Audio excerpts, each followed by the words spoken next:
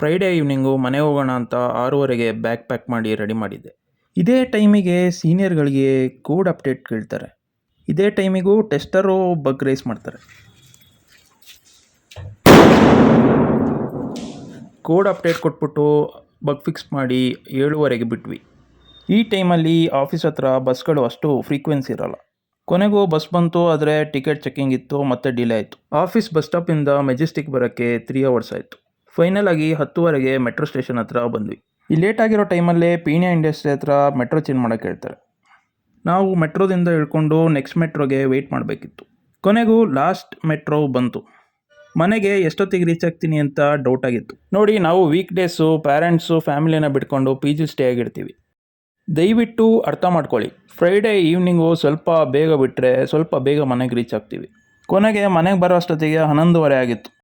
Weekend ಮಾತ್ರ ನಮಗೆ family ಜೊತೆಗೆ ಟೈಮ್ ಸ್ಪೆಂಡ್ ಮಾಡೋಕ್ಕೆ ಟೈಮ್ ಸಿಗುತ್ತೆ. ಆಫೀಸಿಂದ ಲೇಟ್ ಆಗಿಬಿಟ್ಟು ಬಸ್ ಸಿಕ್ಕಿಲ್ಲ ಅಂದರೆ ಮತ್ತೆ ನೆಕ್ಸ್ಟ್ ಮಾರ್ನಿಂಗ್ ತನಕ ವೆಯ್ಟ್ ಮಾಡಬೇಕಾಗುತ್ತೆ. ಈ ವಿಡಿಯೋನ IT ಫ್ರೆಂಡ್ ಜೊತೆ ಶೇರ್ ಮಾಡಿ. ವಿಡಿಯೋ ಇಷ್ಟ ಆದರೆ ಲೈಕ್ ಮಾಡಿ, ಫಾಲೋ ಮಾಡಿ.